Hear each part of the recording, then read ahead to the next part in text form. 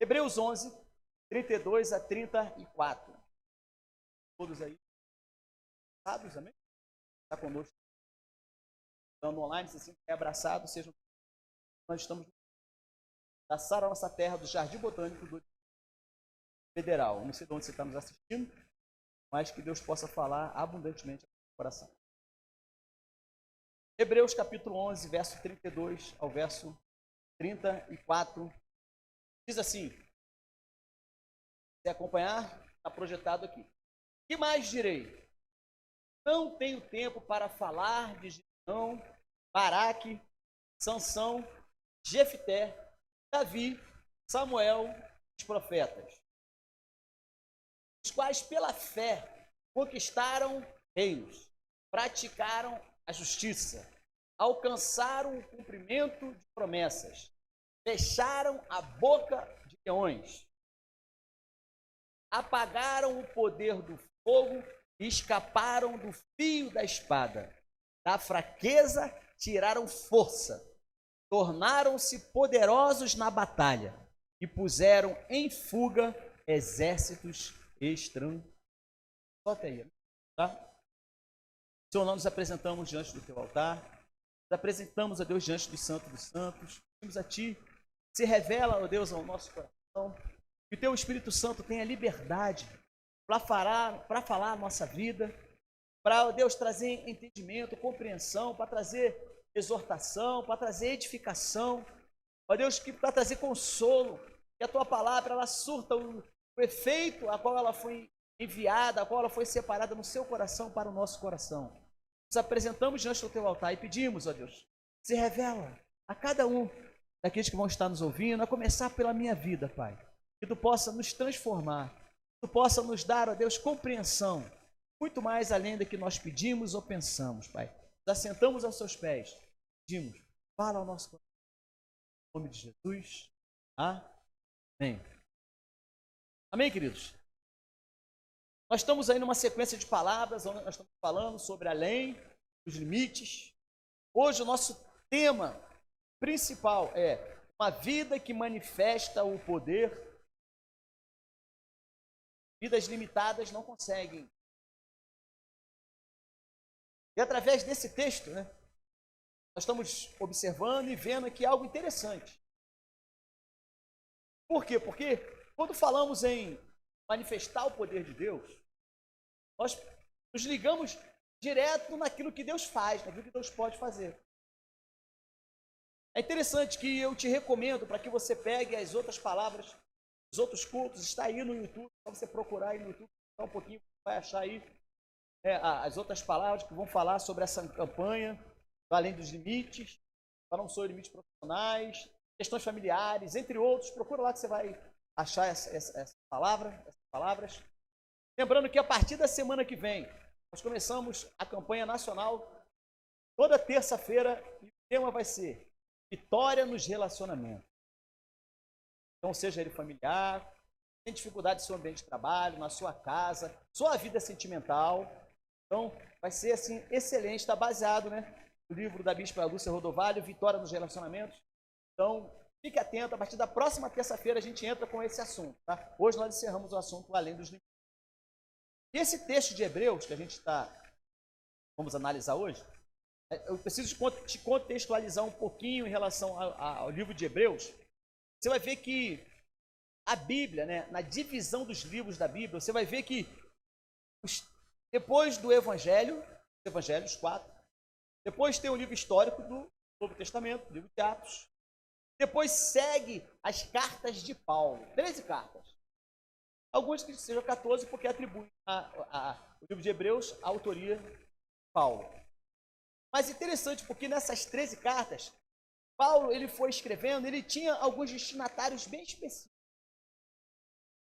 Por exemplo, ele escreve a igreja de Roma, ele escreve a igreja de Corinto, a igreja de Gálatas, a igreja de Efésios, a igreja de Tessalônica, a igreja de Filipe, né, a igreja dos Colossenses. E ele escreveu as igrejas que já estavam formadas. Mas ele também escreveu para algumas pessoas, né? Tem as cartas que são pastorais, que é do livro de Timóteo. teve carta que ele escreveu a Tito e a Filemon.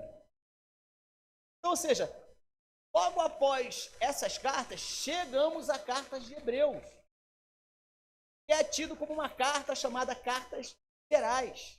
Mas olha bem, o título da carta é Carta aos Hebreus. E essa carta é interessante por quê? Porque são chamadas assim, de uma forma mais específica. Ela é chamada de forma específica. Por quê? Porque ela foi escrita para os judeus messiânicos, ou seja, os judeus que se converteram ao cristianismo. Então, o que estava acontecendo no início da igreja? Em Jerusalém, nas Judéias, ao redor ali, começou a haver uma grande perseguição contra a igreja. O próprio Paulo foi um dos instrumentos, do mal usado para que a igreja se dispersasse. Depois que ele se converteu, não. Aí ele começou a ir atrás dessas pessoas que tinham se dispersas. Pela uma das perseguições era a perseguição de Paulo. Até antes de Saulo. É a mesma coisa, Paulo e Saulo. Mas observa só que a igreja, ou melhor, aqueles judeus convertidos ao cristianismo, estavam agora sofrendo uma perseguição por causa do governo romano. Então eles estavam proibidos de fazer culto, estavam proibidos de falar qualquer coisa sobre Cristo. Então, para que eles mantivessem a fé, eles fugiram das suas regiões, mantiveram a sua fé e foram dispersados. Chegaram até Antioquia. Se for olhar ali e botar aí Jerusalém, Antioquia, dá mais de 400 quilômetros. Então, ou seja, eles foram totalmente dispersados em toda aquela região. Então, a partir de então, Paulo, ou o autor de Hebreus, alguns dizem que é Paulo, não vou entrar nesse mérito agora, mas a carta aos Hebreus é destinada a esse povo que estava disperso, ou seja, a igreja que estava nascendo, mas estava todo mundo espalhado. Diferente das cartas de Paulo, que foi escrito para algumas igrejas, em algumas cidades, ou para pessoas específicas de dentro da igreja. Carta aos Hebreus não, ela foi escrita para a igreja que estava dispersa, que estava fugindo da perseguição. Isso trouxe um enfraquecimento para a igreja. Então, o livro de Hebreus está cravado exatamente aonde a igreja estava sendo perseguida. Muitos dos crentes estavam desanimados por causa daquela primeira perseguição. E quando você lê Hebreus, se você chega nesse capítulo 11, que nós vamos falar agora, o autor de Hebreus, ele está motivando, ele está dizendo para a igreja, está dizendo para esses hebreus, para aqueles que estavam espalhados, sofrendo perseguição, que eles precisariam manter a fé, eles precisariam manter a integridade do propósito, da missão a qual eles abraçaram. Mas eles estavam fugindo. E Paulo, como aquele, entre outros, que foi levantado por Deus para poder juntar a igreja, Paulo precisou sair viajando por um monte de lugares. Como eu já preguei aqui, como eu já falei aqui, foi necessário que Barnabé fosse atrás de Paulo para ir até Antioquia, porque existia uma igreja lá com quase 3 mil pessoas precisando de uma liderança. Então você imagina, Hebreus está inserido nesse contexto. E dentro desse contexto nós estamos falando, quando você chega no capítulo 11, você vê ali um relato do autor de Hebreus falando sobre os heróis da fé. Sobre como foi a vida deles. Então, ou seja, a descrição de Hebreus 11 está falando, está explicando que deve perseverar. Que a igreja primitiva deveria perseverar. Porque hoje, pensando naquela época, Paulo falaria assim, nós estamos aqui hoje porque os heróis da fé venceram, porque os heróis da fé passaram por dificuldades, conforme você leu ali, mas eles romperam, eles venceram, eles conquistaram, eles levaram o povo para um novo entendimento. Então, por causa disso, foi vindo a genealogia, chegou em Jesus e chegou na igreja hoje. Agora, deixa eu te perguntar uma coisa, é diferente de mim e você hoje? Quantos heróis da fé passaram, existiram depois disso? E você se pensa assim, nossa, realmente, eles pagaram um alto preço. Mas hoje, o herói da fé são aqueles que não perdem a sua fé por qualquer coisa. Fala para o seu irmão assim, ó, você é um herói da fé. No meio da crise, da dificuldade, você é um herói da fé. Observa o versículo 34, fala assim. Final do versículo 34. Pode ficar projetando aqui, por favor. Final do versículo 34, fala assim. Tornaram-se poderosos na batalha. Observa essa parte, né, C aqui do versículo, parte B do versículo, da fraqueza e tal. Tornaram-se poderosos na batalha e puseram em fuga exércitos estrangeiros. Na interpretação desse texto, sabe de quem estão falando? Os heróis da fé. Que fizeram o quê? Tornaram-se poderosos na batalha. Receberam poder. E é sobre isso que eu quero falar com você hoje.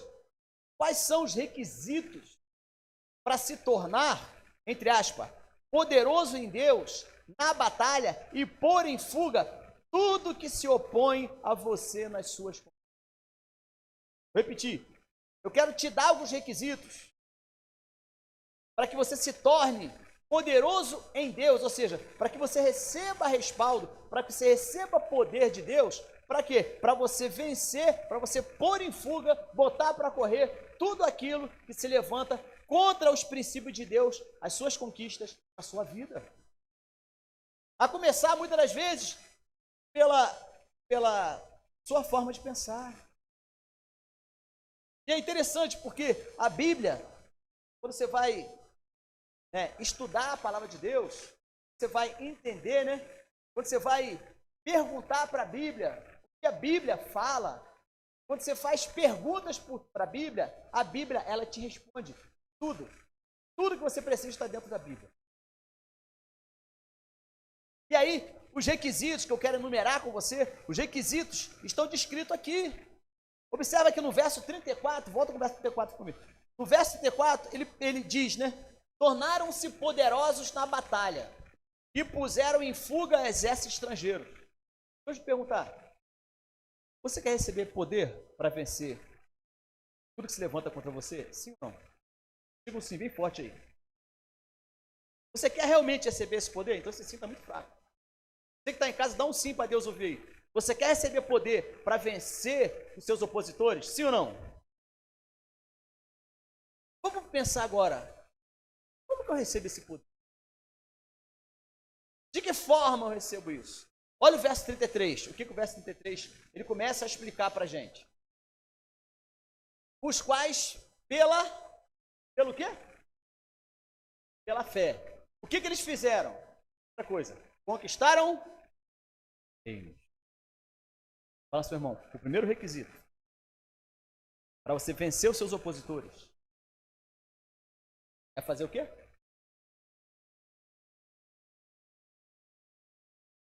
Conquistar reinos. Porque veja bem, nós estamos falando, sabe sobre quem? Sobre os heróis da fé. Hein?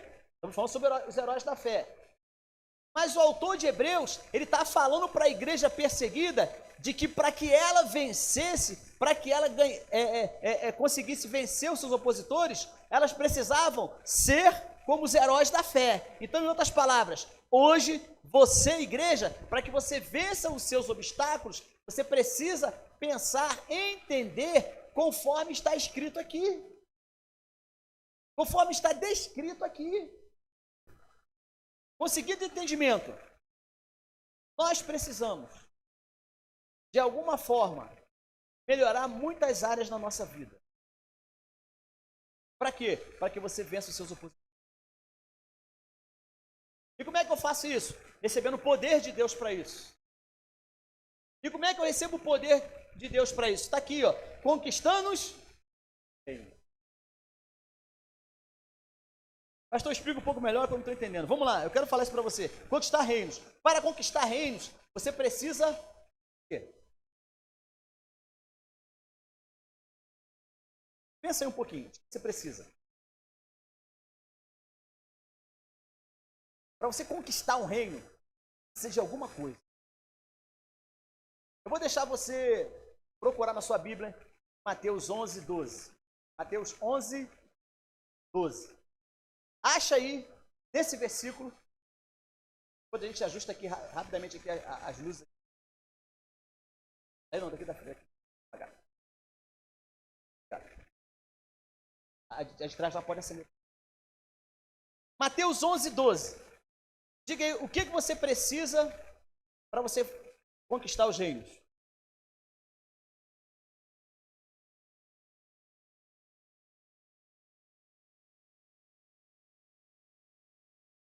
Quê? Força. Está escrito aí na Bíblia, tá escrito aí na Bíblia? Desde os dias de João Batista até agora, o reino dos céus é tomado a força. Para que você conquiste os reinos, para que você vença, você precisa de força. Você entendeu isso? Força. Essa força não é uma violência imposta, né? Ah, então o reino de Deus tem que partir para dentro, eu tenho que ir lá e brigar. Não, não é essa violência. Mas sim uma resistência às oposições que se levantam contra as suas conquistas. Primeiramente na sua vida, depois na vida dos seus discípulos. Se você se mostrar fraco, no dia da sua angústia, a sua fé será?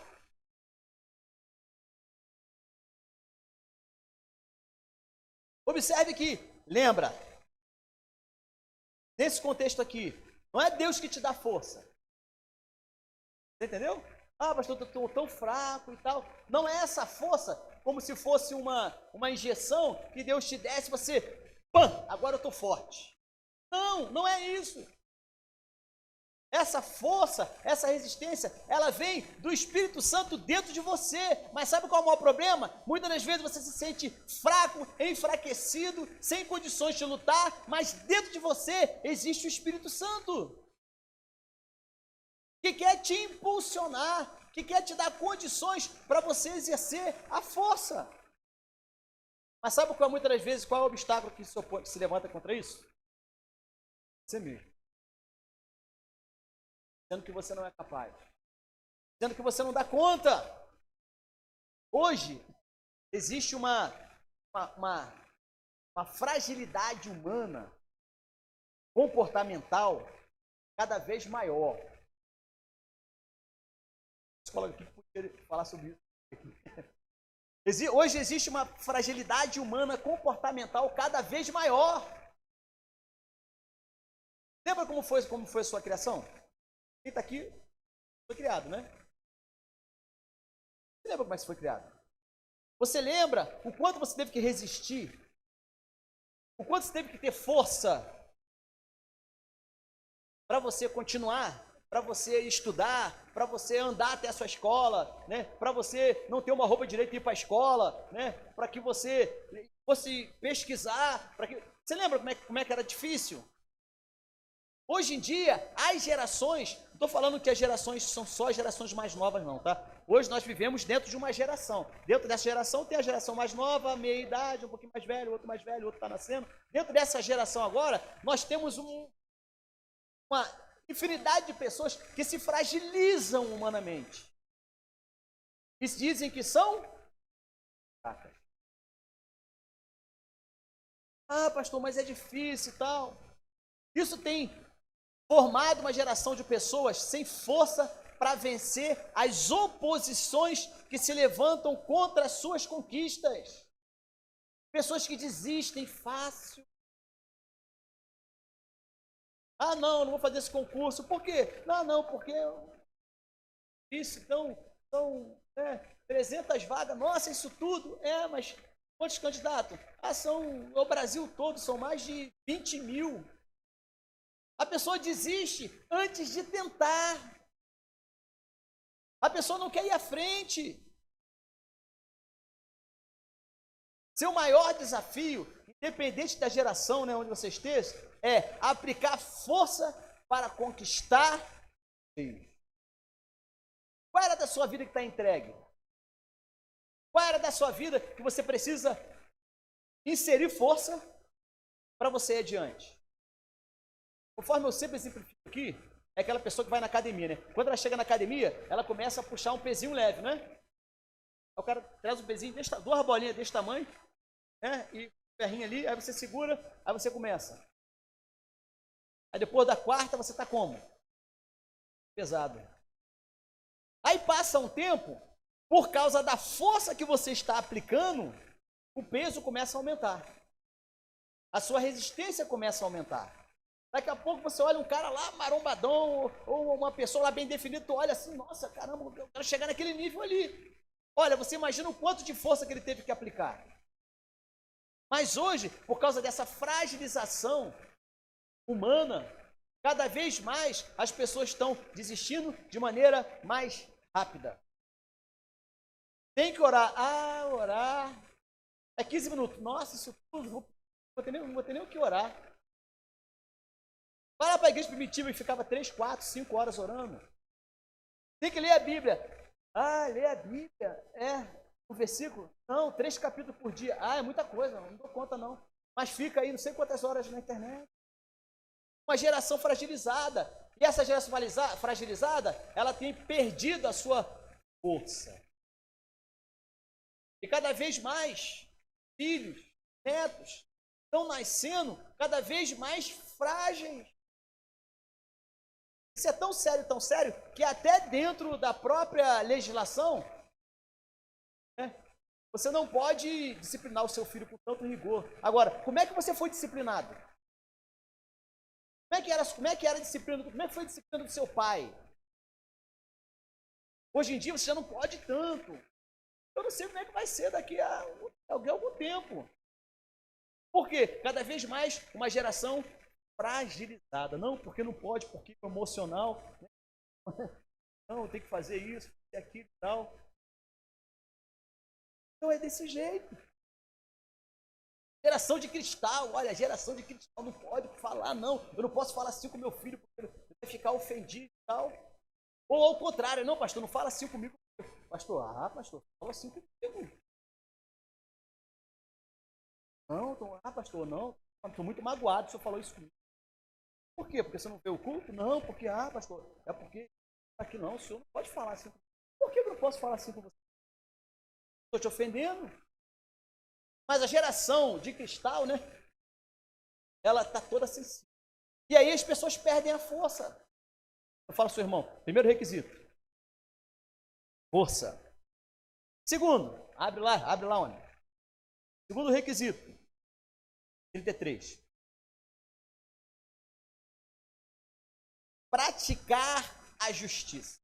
Olha aqui, ó. Primeiro, conquistar reinos. Nós estamos falando, quem aqui? Heróis da fé, né? Da igreja primitiva, mas serve para a gente hoje da mesma forma. Praticar a justiça. Ah, isso aí eu sei, pastor. Isso aí, sei que, né? Praticar a justiça. Efésios 6,14 fala assim: assim, mantenham-se firmes, cingindo-vos com o cinto da verdade, vestindo a couraça da... Fala pro seu irmão, couraça da justiça. Fala para ele, não confunda justiça com vingança. Praticar a justiça significa aquele a quem a justiça de Cristo foi imputada, necessariamente deverá viver uma nova vida caracterizada pela retidão, uma conduta justa. Vou repetir.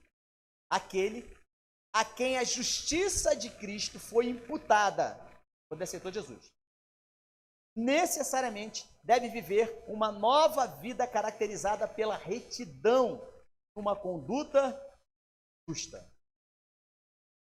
Nossa, como tem por aí que nem parece que é. Como tem gente por aí que, né, se diz um cristão, se diz, né, convertido a Cristo, mas dá um mau testemunho. Mas a língua se desenrolar 2 metros assim. Por que isso acontece? Porque muitas das vezes a pessoa não entende que essa justiça a qual a Bíblia fala não é uma justiça para que Deus faça a vingança dele naquela situação, naquela pessoa que me maltratou, naquela pessoa que fala de mim. Não, não é essa a justiça. A corácia da justiça, a qual esse texto ele vem referenciar para a gente, significa o seguinte: eu hoje sou justificado por Cristo. Eu tenho uma conduta justa, porque Cristo comprou. Eu te pergunto, qual foi a moeda? Qual foi a moeda? Sangue. Apocalipse fala sobre isso. Você foi comprado. Então agora você fala para o seu irmão, você tem um dono. Atos 13, 39 fala assim, por meio dele quem? Jesus, todo aquele que crê é justificado de todas as coisas das quais não podia ser justificado pela lei de Moisés. Ou seja, nós estávamos perdidos.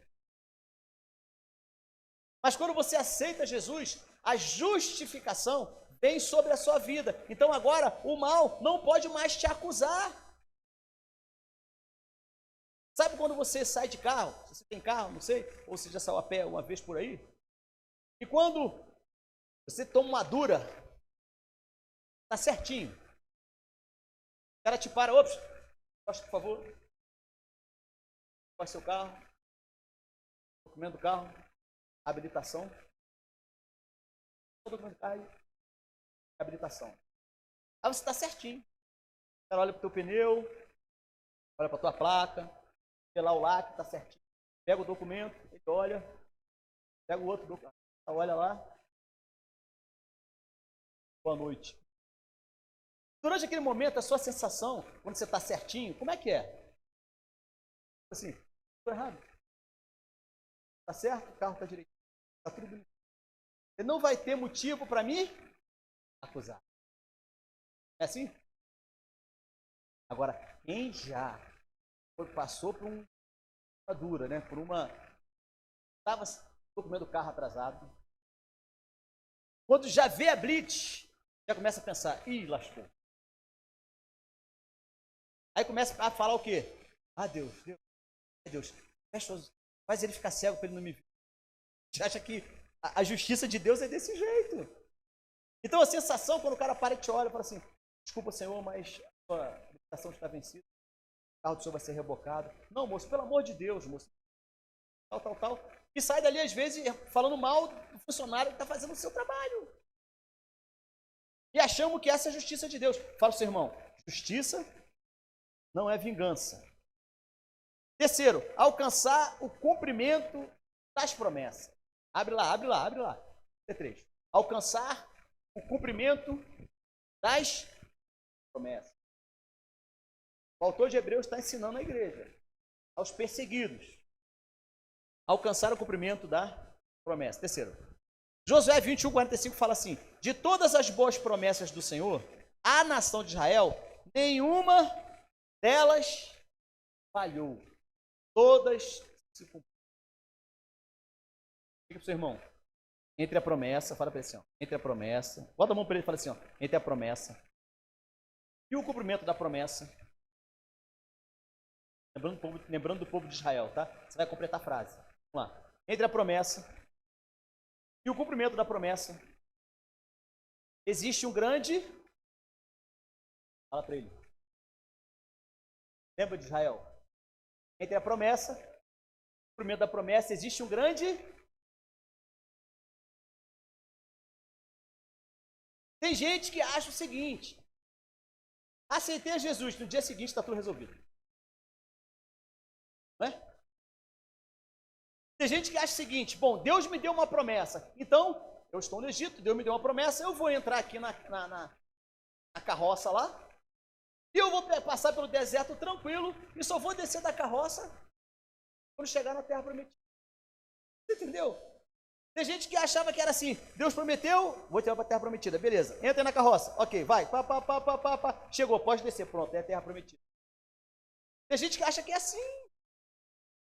Tem gente que quer subir na carroça do Egito e quer descer em Canaã. Ele não pensa que entre um espaço ou outro existe um deserto. Pastor, mas o que esse deserto ele vai representar? Fala para o seu irmão, um espaço entre a promessa e dentro da promessa. Mas como nós vivemos uma geração de cristal, a geração de cristal, ela também é imediatista. Todos nós fazemos parte dessa geração, né? Nós queremos as coisas rápido. Fala para o irmão, se Deus prometeu, Deus vai cumprir. Saiba esperar. Quarto é qual? 33. Qual é o quarto agora? Dê para mim, alguém. Qual é o quarto? Fecharam a boca de... Fala, seu irmão. Muito leão perto de você. Você precisa fechar a boca dele. Hein? Quando fala disso, você lembra de quem? Lembra de quem? Daniel. Não tem como falar de boca de leão fechada se não lembrar de... Por que Deus fechou a boca dos leões para Daniel? Pensa, por quê? Daniel tinha uma vida de oração. Daniel não se entregava aos deleites da Babilônia. Independente do que acontecesse, ele estava ligado em Deus. A Bíblia diz que o leão, ele sempre busca a quem possa. Busca quem possa? Por que não conseguiu tragar Daniel? Como que eu me livro disso, pastor? Tem um monte de leão ao meu redor que quer me devorar. Você lê depois em casa, Daniel 6, 5, diz assim: finalmente esses homens disseram, sátrapas, os governadores que estavam lá querendo fazer com que Daniel fosse morto pelos leões. Eles procuraram a todo jeito achar um motivo para poder prender Daniel e não acharam. Olha o que eles falaram. Finalmente, esses homens disseram, jamais encontraremos algum motivo para acusar Daniel, a menos que seja algo relacionado ao Deus. Ou seja, os sátrapas, os caras que queriam acusar Daniel, se reuniram e falaram assim, ó, caramba, velho, tem nada que esse cara faça de errado. Procurar na religião dele. Vamos procurar o que ele faz de errado na religião dele. Você entendeu qual é a astúcia do inimigo? Quando você está cumprindo os propósitos de Deus, você está exatamente debaixo daquilo que Deus tem para você, o leão pode rugir da maneira que quiser. Ele não vai te alcançar. Você viu, amém? O leão pode rugir do jeito que quiser. Ele não vai te alcançar, porque ele não acha em você o quê? Quinto. Abre, irmão. Quinto. 34. Quinto. Qual é o quinto ali? Apagar o poder do fogo e escaparam do fio da espada. Ei, pastor, isso aí agora embolou, né? Não embolou, não. Lá no Deuteronômio capítulo 9, verso 25, diz que fiquei prostrado. Quem falou isso? Senão você responde. Fiquei prostrado perante o Senhor durante aqueles 40 dias e 40 noites. O Senhor tinha dito que ia destruí-los. Foi quando orei ao Senhor dizendo, ó soberano, não destrua este povo, a tua própria herança. Tu o redimiste com a tua grandeza e tiraste da terra do Egito com mão poderosa. Quem fez essa oração? Tirou da terra do Egito? Para a terra prometida? Foi que fez essa tradição? Foi o líder que fez isso? Quem foi o libertador de Israel? 10. Moisés fez essa oração. Você apaga o poder do fogo e escapa do fio da espada quando você é um intercessor. Quando você ora, quando você intercede. Moisés foi o intercessor, gente. Uma geração toda deixou de entrar na terra prometida. Deus iria extirpar todo mundo, mas como Moisés intercedeu, sabe o que aconteceu? Deus preservou o povo por causa de Moisés. Deixa eu te falar uma coisa. Quando você está debaixo do propósito de Deus, você está debaixo da sua missão, quando você cumpre o seu propósito, uma pessoa que você ora, ela pode estar representando um exército. O que o autor de Hebreus está explicando para a igreja é justamente isso. Olha, os caras sofreram, passaram lá o fim da espada, mas resistiram, ou seja, não titubearam, mantiveram a fé. E vocês, igreja primitiva, estão sofrendo perseguições? Não esqueçam desses caras, esses heróis da fé. Sexto e último. Vamos lá, qual seria o último aqui? Da fraqueza tiraram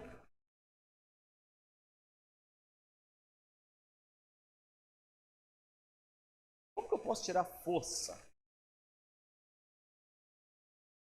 A Bíblia responde.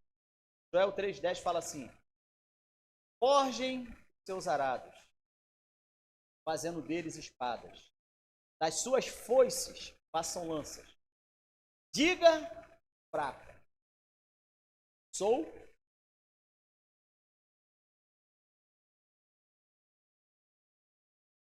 Diga ao seu irmão, pega o seu arado. Faça mais.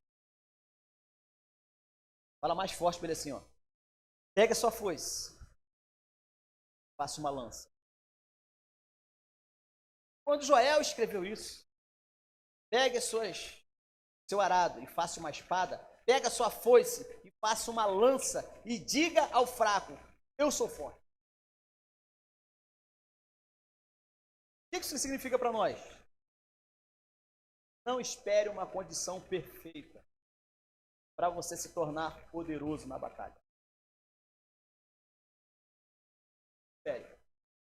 Não, estou esperando em Deus. Tem gente que acha assim, ó, esperar em Deus é sentar, cruzar o braço e ficar ali paradinha. Não, Deus vai atuar. Não, descansando em Deus, estou esperando em Deus. Acha que essa espera que fala na Bíblia é a espera de você sentar, cruzar as pernas, cruzar os braços e ficar ali. Eu confio em Deus, estou esperando, sem fazer nada. Essa espera não é uma espera condicional de que você vai se mover só se Deus atuar, não. Essa é uma espera, é uma confiança de que Deus vai atuar, mas você continua pelejando as suas batalhas. Lembra de Davi e Golias? Nós lembra de Davi e Golias? Lembra da história? Existiam condições perfeitas para Davi guerrear contra Golias? A arma que colocaram na mão dele, melhor, a arma que Saul colocou na mão dele foi uma espada, né? Foi uma armadura, não foi? Ele conseguiu andar? Sim ou não? Eu poderia ter falado, não, faz o seguinte, vou mandar forjar uma armadura para você guerrear contra esse gigante. Davi foi com o que ele tinha. Que era o quê?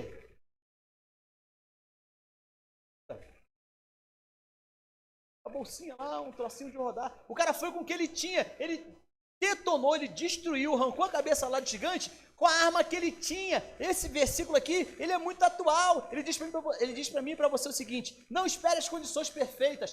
Deus vai estabelecer força com aquilo que você tem. Mas Deus não vai transformar o seu arado numa espada. Deus não vai transformar a sua foice em uma lança. Faz isso. Quem é que faz isso? Fala para o seu irmão. Você. É você que transforma o arado em uma espada. É você que transforma a foice em uma lança. É você. Você entendeu? É você que pega lá e vai forjando. Por que isso aqui? Isso aqui é um arado. Não, faz o seguinte, tira um pedaço aí. Não, vou fazer isso aqui virar uma espada. Como? Vou bater aqui, É com o que você tem. Deus quer te usar com o que você tem. Deus estabelece a força dele dentro de você com o que você tem. Mas a geração de cristal, fragilizada, não, a foice não. Dá muito trabalho. Não, eu quero trabalhar, eu quero fazer a obra de Deus, eu quero... O que você tem? Entendeu? O que você tem aí com você? O que você tem aí dentro de você? Ah, pastor, a minha célula. Ah, pastor, o que você tem? Deus quer usar o que você tem. Deus vai te dar força com o que você tem. Você só tem uma enxada, transforma ela numa espada. Ah, mas eu só tenho uma foice, transforma ela numa lança. Sabe qual é o maior problema da geração hoje? É que nós queremos que Deus nos entregue, sabe o quê? A espada e a lança pronta. O autor de Hebreus está falando isso para o povo. Está dizendo, com essa palavra final aqui, ó. Fraqueza. Ele está dizendo ali, sabe o quê? Vocês acham que estão sofrendo perseguição? Mas vocês acham que antes de vocês ninguém foi perseguido? Eles foram perseguidos, passaram dificuldade, mas mantiveram a sua força. Sabe o que aconteceu? Se você for acompanhar o livro de... Você vai ver que essa palavra foi tão motivadora, eles voltaram a se reunir, eles voltaram a congregar, eles começaram a fazer o que eles... Paulo depois foi corrigindo um monte de coisa, né, quando foi nas igrejas, né? Mas eles foram adorando a Deus da forma como eles receberam, da forma como eles sabiam. Depois Deus foi lapidando. Concluindo, Deus está muito mais... Escreve isso se você quiser. Deus está muito mais interessado em dar você do que as suas circunstâncias.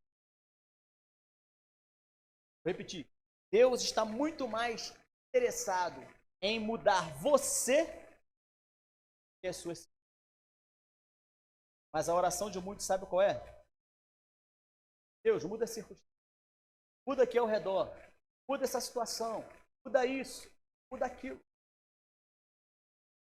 É aquela história do passarinho. Ia lá, lago, pegava com o biquinho dele um pouquinho de água, vinha sob a floresta, despejava aquela água. Voltava lá, floresta em chamas, né? Voltava lá, pegava com o seu biquinho mais um pouquinho de água, ia até a floresta, voltava um pouquinho de água. E aí os outros pássaros, os animais do reino, né? Isso é uma história. Fala para ele, você não tá vendo que essa água sua não está fazendo nenhuma diferença nesse incêndio? Sabe o que ele falou? Historinha, né? Sabe o que ele falou? Eu estou fazendo a minha parte.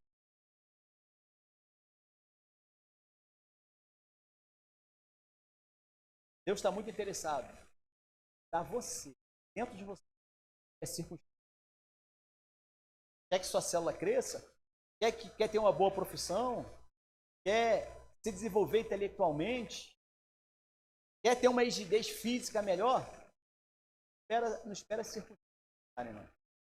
Para você, tá? Dentro de você. Há um poder de Deus disponível para você hoje. Hein? Você crê nisso? Há um poder de Deus disponível para você hoje.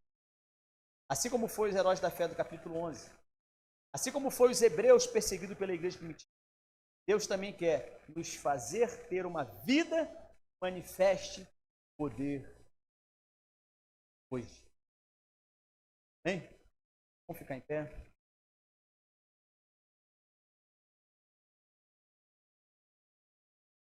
Feche seus olhos, tudo. Se você está em casa, esse é o final. Você ora selando essa palavra dentro do coração.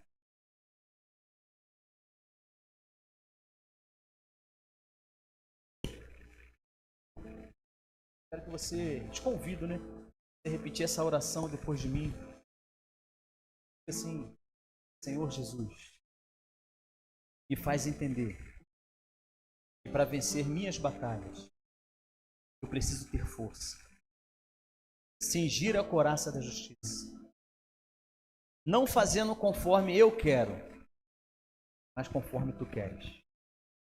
Eu sei que as tuas promessas nunca irão falhar na minha vida.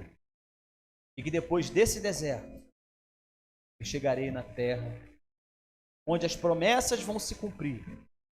Me faz vencer em oração e ser poupado do fio da espada. Assim como foste com a igreja primitiva, eu não vou desistir. Eu não vou desistir. Pegarei o meu arado, farei uma espada, e a minha foice farei uma lança. E serei lembrado na minha família, meu trabalho, nas próximas gerações, como aquele que venceu.